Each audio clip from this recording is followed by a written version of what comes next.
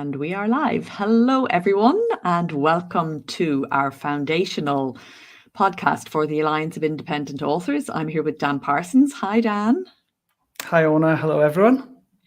Hi, yes, and here we are for another session. So our foundational podcast is where we focus in on people who are beginning their self-publishing journey, and we concentrate on things like definitions and making sure that you understand the different kinds of things that we are talking about in our books, in our guides, in our podcasts, in our blogs.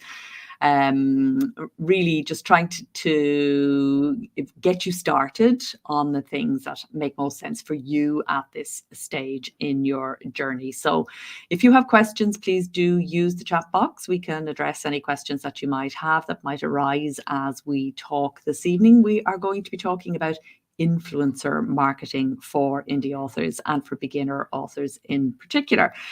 So let's dive straight in, Dan, shall we? What are we talking about when we talk about influencer marketing for authors? I know that a lot of people, when they hear influencer marketing, they think about those very cheery and obnoxious, beautiful looking people on Instagram, kind of flashing their wares each time you go on as you scroll through your feed. That's not quite what we're talking about, right? Not necessarily. It depends on the brand, if I'm honest. It can be that, but it doesn't have to be. So yeah, the idea that we're talking about today is influencer marketing, and the process of influencer marketing is essentially leveraging the trusted individuals online so that we can get access to their audience in a way that's mutually beneficial and in a way that also does something that's good for their audience so that everybody involved is pleased. And it's just a way of boosting social proof for your book, product, or service, in a way that you couldn't necessarily do with ordinary paid advertising. So yeah, if you really want to define an influencer, I would say that they're just a person of authority, and they usually work within a niche where they've got popularity and people sort of follow them to find out their thoughts and opinions. Yeah, and I mean, the word influencer and influencer marketing have become very kind of used now in relation to social media, and social media has made the whole idea of influencer marketing more popular, and it's also made it, set up, I suppose, a whole monetization structure around it, which wasn't there before, and particularly, I think, for literary influencers, because authors have always relied on literary influencers to take their books to readers. There always was in traditional publishing, there was always a layer between you and the reader. So, the trade publishers themselves, all the gatekeepers, they were in fact influencers who took your book and brought it to readers. And a lot of that influencer structure still exists. Librarians are influencers for authors, booksellers are influencers, bookseller staff. If you've got an informed person, particularly a reader in your genre, it can make a real difference to your sales and in a physical bookstore. So there are lots of ways in which people can influence readers to buy your book. Children's book authors rely exclusively on those influencers called teachers. So on the one hand, we've got the social side of it, and that is very important and I think very visible.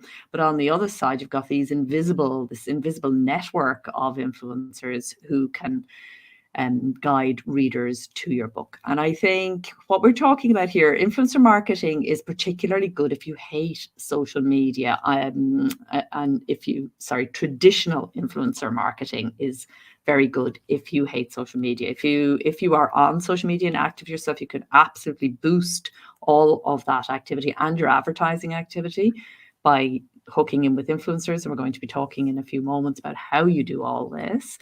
But just setting the groundwork, people often say to me, do I have to be on social media to sell books? I hate social media. It drains my energy. I don't want to do it. It takes far more time than it seems to give me a return. What else can I do? Well, one of the things you can do is influencer marketing. So we'll be talking a little bit about how and why through the show. Yeah, absolutely. And you're absolutely right about the traditional influencer marketers. Another one I could add is magazine editors, the people who do editor's choice of things like that. They were traditionally, big influencers who you could market with. More Book modern ones reviewers yeah, also, I think, are very Um, very influential, particularly on big in particular genre magazines. The reviewers and of course book bloggers are also now online and also very important influencers. Yeah, so there are I think lots. that's There's no shortage. the key change is the shift into digital. So you mentioned bloggers, and obviously, I think bloggers are actually, while they still have a big fan base, I think some of that fan base has also shifted into video and audio content because the huge rise in audiobooks and podcasts and YouTube videos and things like that. So typically, modern influencers that you'd be looking to market with would be things like Instagrammers, book talkers, booktubers, podcasters, all of these different, not necessarily social media stars, but they are people with an audience that trusts them. Even if that audience is particularly small, as we look into when we get into this, even a small audience can be very, very potent if they're engaged enough. So there are lots of different audiences, and the fact that some of them now are in micro niches can actually be a lot more cost effective than if you went to try and get an advert in the Times or something, which is a much bigger, wider scope of people who are not necessarily interested in your work. Absolutely. And I think engagement, if there is one key to successful influencer marketing, it's the level of engagement that community has with the influencer that you are approaching. And engagement is much, much more important than numbers. Lots of people will attest to having, forked out a lot of money to a social media influencer with a huge following, or to a PR person who got them a review in a major newspaper, or even a major feature in one of the weekender magazines or whatever, and shifted almost no books at all. Very nice for the ego, but not really a particularly effective marketing tool beyond getting brand awareness out there. So engagement is the key, because on social media, it is possible to purchase a lot of followers and to look like you have a large following when in fact you don't. Sorry, that's my phone. Just turn that off. So be careful and be aware of that it's engagement that you're looking for, because you want people who really genuinely listen to this influencer, and a sign that they are listening is that they are engaging. Yes, absolutely. One of the key points that you touched on there is the engagement thing, and how a very small audience can have a very big impact. Now, I know of authors who recommend other people's books, and if they've got an extremely engaged email list, and you don't necessarily think of people with a newsletter as influencers, but they can be, then there are some people who have got 700 or 800 people on their email list. By all accounts, is relatively small, and they can shift 50 or 100 copies of the book that they recommend, which is a huge participation from those subscribers, whereas some other people might have 20 or 30,000 people on their email list, and they'd only shift 10 copies. So it's not necessarily how many people are involved in the audience, it's how engaged they are and how aligned the content is with the audience interests. Absolutely. They're the two key factors that you really need to keep in mind. So, I mean, how does somebody go then and approach an influencer? How can you actually harness this influence power and use it for yourself? Well, one thing I would say is don't try to find any influencer. So like you said, you need to make sure they're the right influencer. So initially, you need to find out if an influencer aligns with your values, because obviously you don't want to be approaching an audience that your book isn't going to be right for, or you possibly the other way around, you wouldn't want the influencer to be aligned with something that would upset your existing audience. So you want to make sure that there's a good alignment there. You also want to look at their audience demographics. So, if you're writing children's books, do you want to go on a huge crime fiction podcast? Is that necessarily the audience that you're trying to tap into? It may be, if a lot of the people who read crime fiction are parents or grandparents, but not necessarily. So yeah, you want to make sure that everything aligns really well before you actually even make an introduction. And then you also want to make sure that the influencers are authentic when they're talking about other people's books, and possibly look into their track record and the history of things that they've endorsed in the past. It might be that they don't just give endorsements, they also give quite harsh critical reviews, which can be good or bad. But it depends on what you've seen them be harsh and critical of in the past, because it might be that they just don't like your type of book. So you don't want to send a book to an influencer that you think is going to be really good for your brand and it's actually extremely damaging. And then I'd say go on. Just as an example there, I know that some indie authors who have had really, are really good, successful authors who are doing great work have approached podcasts that only take traditionally published authors. And there really probably isn't a lot of point unless you want to get into that whole argument. And then probably at the end of the day, it still won't deliver for you. So do look carefully. Don't apply to any influencer, any podcast, any program of any kind without really engaging with it first. Every week we get people who pitch us to come on the ALLi podcast. And if they listened to the ALLi podcast, they would know that we don't actually have guest interviewees on the podcast at all. But they haven't even listened. They tell you how much they love the show, and how fabulous it is, how wonderful it is, and then they talk about guests and thereby making it clear they haven't listened at all. And so don't be one of those people, because that's not going to get you anywhere. It's just an example as to make sure you consume the content for a little while before you make an approach. Follow that person around a bit on social, on their own social platforms, and get to know them. Make sure it's a good fit, as Dan was saying earlier. Yeah. Also, the fact that if you don't follow them, you don't know exactly how they interact with people that they're endorsing. And it might be that they want more from you than you expect to give, or that they want to delve a little bit more into your social life or something than you'd really like to give if you've got pen names and things like that. So it might be that you're just not aligned at all.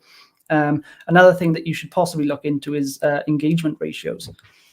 So as much as some influencers on Instagram or TikTok or something like that might have huge followings, it might be but that they've bought followers, and their likes and retweets and shares and all that might be a lot lower as a ratio compared to their followers, because they've bought followers. Or it could just be that they were popular years ago, and a lot of those accounts are now dead accounts that still follow them after years.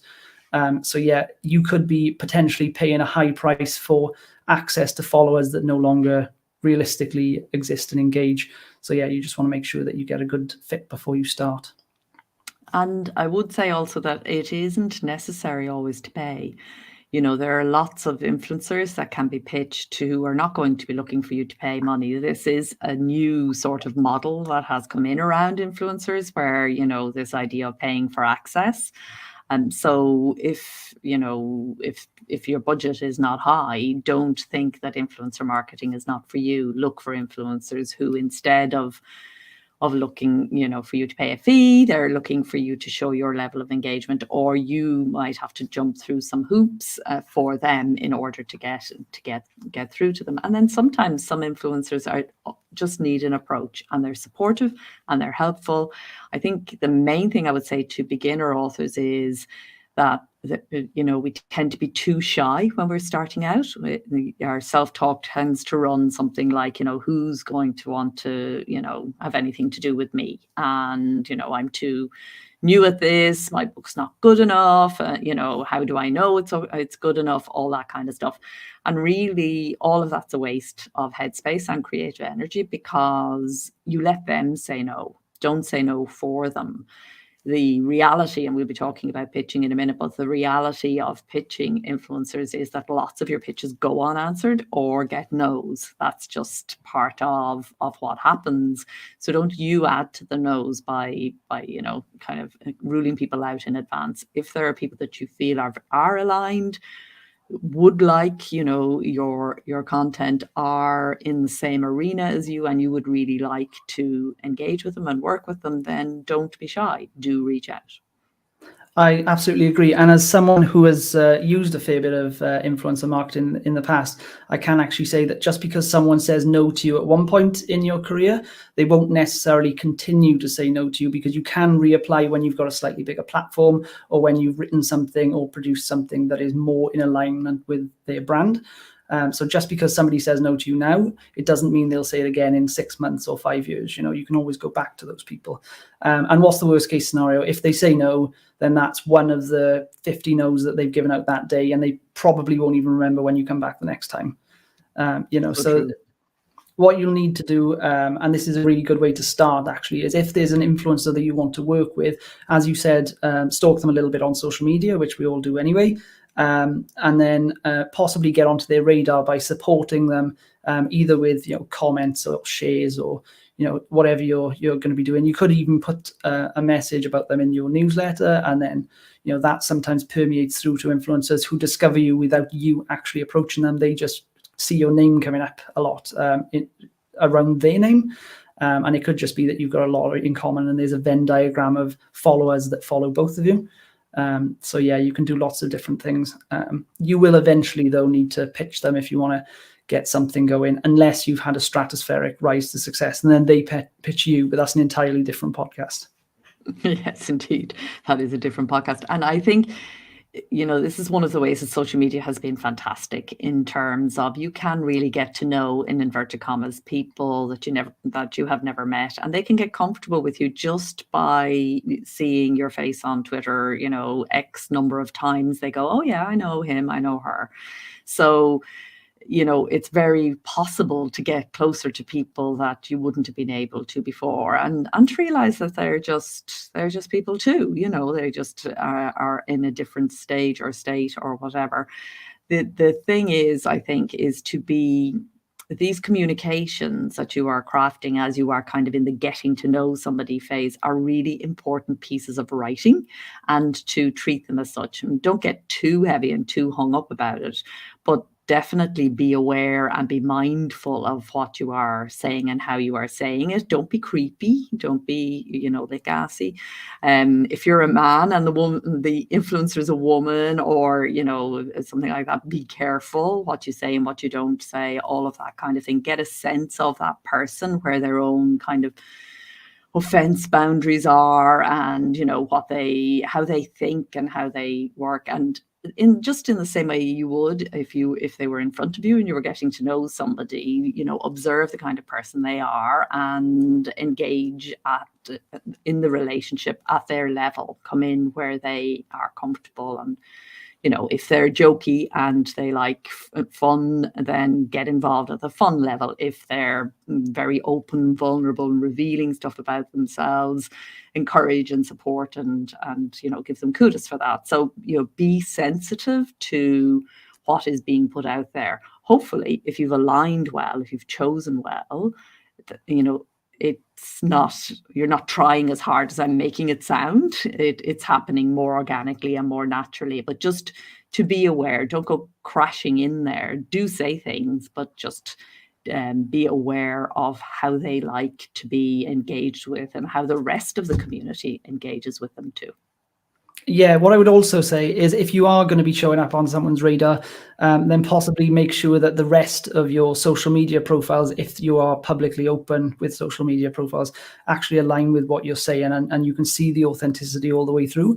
I have seen some faux pas with people who have reached out and said, big fan of this particular person or concept, and then you click on their profile and it's just a list of a copy and paste job with different influencers' names.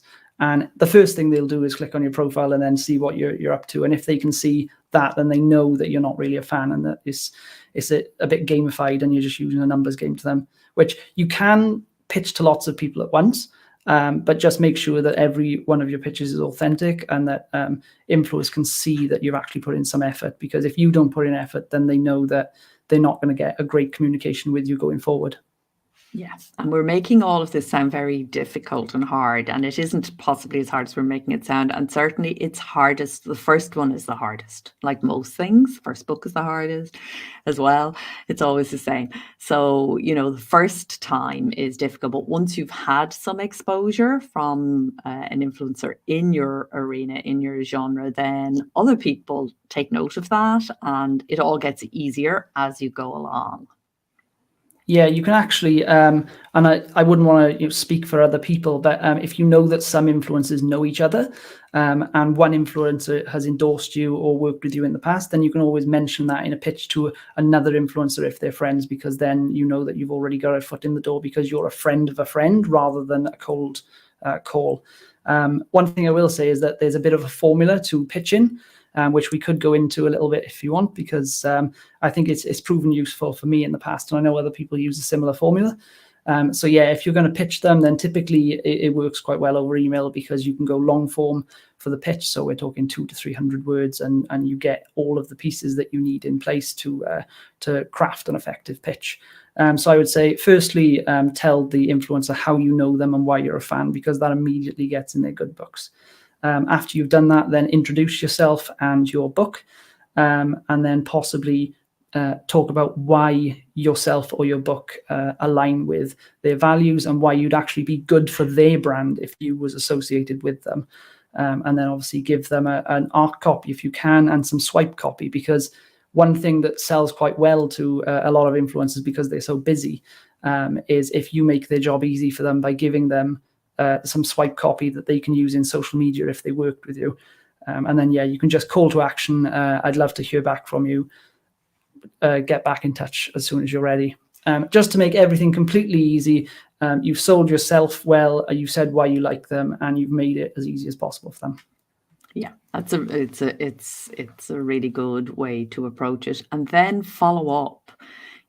Busy people get a lot of email, and it's very easy to overlook an email, for an email to go into spam folder. Lots of things can happen. So do follow up. Don't just pitch once and say, okay, they never replied. At least 3. So you send it. If you haven't heard, then you do a resend of the exact same email, and then maybe something like, look, I don't want to be a pain, and pitch yourself again. So I think if you haven't heard after 3, you can probably take it that they're not interested. But don't just send one mail. Very often it's the second one that gets the response. Yeah, I can understand completely. And what you'd actually want to do as well is trying to work out in advance what would incentivize them, because I know you said that you don't have to pay, and that has been the case with me when I've used influencer marketers. It's been if you craft an effective pitch, then a lot of them won't expect you to pay. But when you get to the upper echelons of influencer marketing, where money is a big issue, they expect to be paid for their time, because they also deliver a lot of value in return in terms of social proof. So yeah, there are a few different ways that you can sort of close that pitch by giving them incentives. One of which could be a freebie. If you spend a lot of time on YouTube, then you'll notice that a lot of influencers get sponsorship deals, and the company will actually send a product to them to try out before they even get into the deal, and they'll talk about their experience with the product. You can do the same with a book. Equally, you could do a sponsorship deal that is monetary, and it could be based on the performance of the video or the audio that they produce, or the social media campaign. Or it could just be a fixed fee. It can go either way. The final way that I've seen people do it is by giving an affiliate or a promo code. And this is not as effective if you're just selling through Amazon, because an influencer can get their own affiliate link and they wouldn't need you at all. They could just talk about it and there'd be no problem. But if you've got your own website and you can get them to send customer traffic through to your website, then you can give them a promo code that they can't manufacture anywhere else without you. So that can actually be a more effective sell. And I will say that, it's also worth reaching out to very highly established authors in your genre. And I'm thinking particularly, I think the social media and the payment and, all that kind of structure is very well set up for nonfiction authors. And that's sort of become almost like the tried and tested way now to get influence within a certain a sphere in the non-fiction. With fiction, as ever, and poetry as well, it's a lot less clear, though there are still various sites on Instagram and stuff where you can actually pay some money and then they'll recommend your Instagram account or whatever.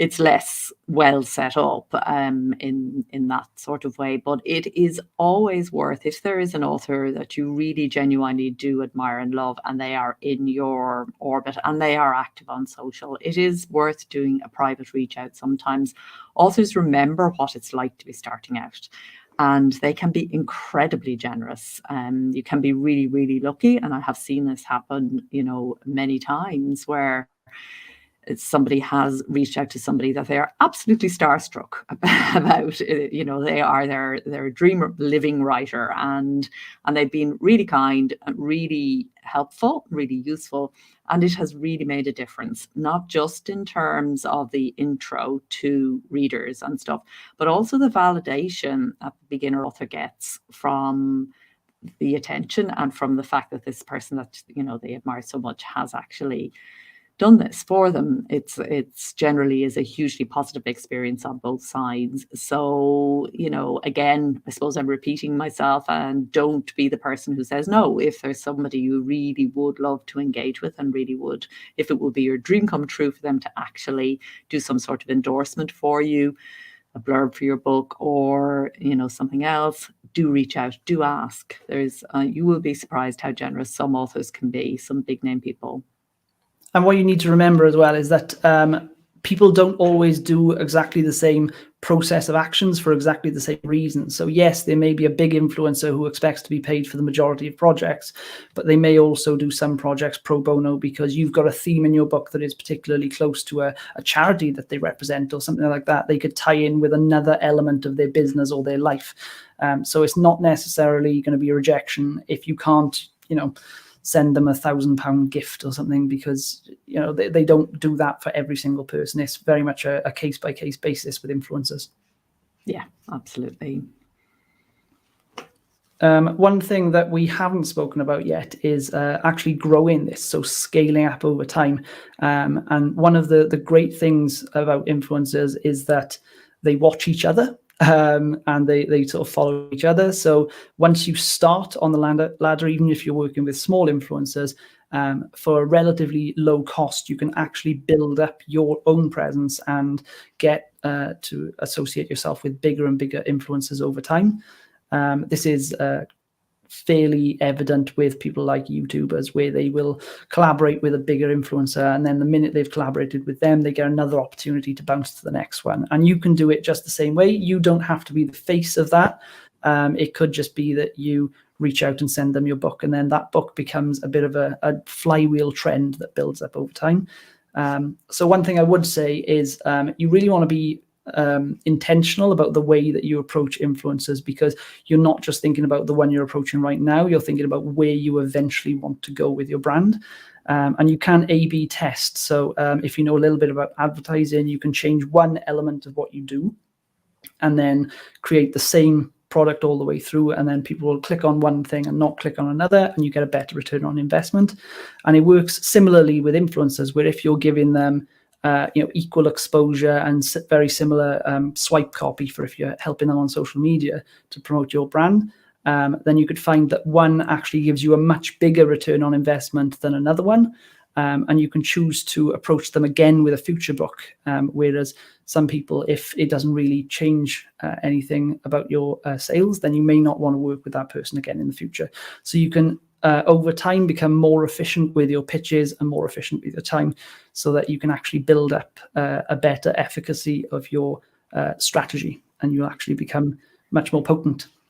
Yes, I think that's all really good advice. And the thing is that it's influencer marketing, like every kind of marketing, is for the long term. So sometimes, again, among beginner authors, there can be this sort of sense, if only I could get that one deal, that one person, go viral, that's it, I'm made. And it's not like that. It's not like that with influencer marketing or any kind of marketing. So it's really important that if you're going to start this, there's a lot of, again, like most marketing, there's a lot of upfront stuff that has to be right. And there's a lot of upfront investment of time and then money if money is required.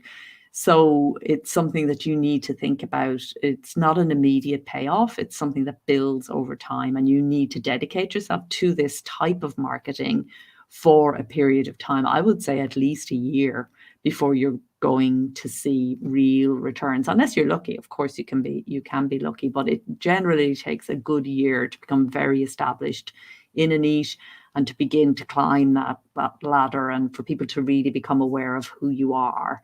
And it's that thing of one action building on the next one, some being more successful than others, as Dan says, doing your testing, and or at least closely monitoring your analytics and having the structure in the background. That means you can take advantage of this. There's absolutely no point in some influencer, giving you that highlight and that moment in the sun if you don't have, for example, your own email sign up, autoresponders and everything else in place. You need to have your own machinery ready so that you know exactly what you want the influencer to do for you, and you know exactly what you're hoping for as an outcome, on your side when you bring them over to you. Where are you bringing them to?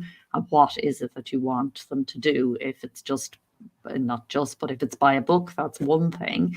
But you might prefer to get them to sign up to your newsletter, take a free book or something else. So you need to think about everything that kind of underlies the moment when that hopefully you do go viral and you do get this super influencer who brings you thousands of people. What is it you want them to do when they arrive?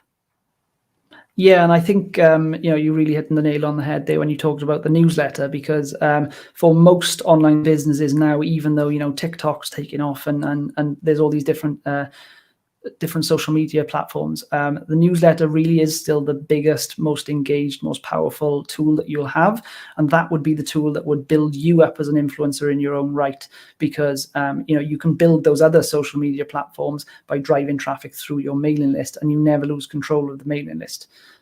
So what I've found now is a trend amongst influencers that I actually consume their content, is many of them, as the industry is evolving and they're becoming more mature in their industry, they are actually now moving into newsletter content rather than being on YouTube or TikTok or Instagram.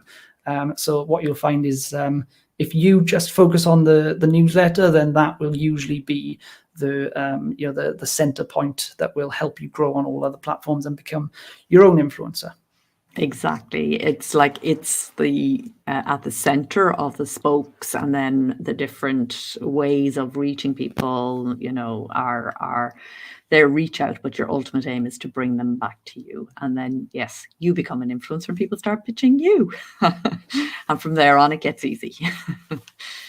So Yeah. anything else on influencer marketing before we head off? Not really, no. It's just like right. I said, it becomes a flywheel over time, and you just got to give it a lot of time and think about the 7 touches of marketing. So just because it doesn't work this time, somebody might see you 6 times and they don't even recognize you, and then on the 7th time they'll start to recognize you and your brand. Yes, you'll be sick of yourself before they even know you exist. So don't, keep on putting yourself out there.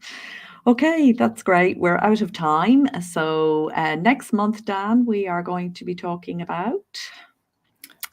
We are going to be talking about, I've actually forgotten off the top of my head now. It's our 10th anniversary, of course, episode, I think, if I remember correctly. And so we're going to be looking backwards. Yes, ALLi is 10 years old in April. Yeah, so we're going to be having a look back at the lessons we've learned over the last 10 years. Essentially, the show is called something like, what I wish I had known when I was starting out. So if you've anything you really want to ask us about in relation to that, then do drop us a line anytime. This session will go out on our podcast on Friday next, and we will have some show notes and some links and things for you to to avail of some of the resources and things that we have spoken about as we have been talking about this topic. So yeah, do keep in touch, info@allianceindependentauthors.org. And yeah, we will see you next time. Until then, happy writing and happy publishing. Bye, everyone. Bye-bye.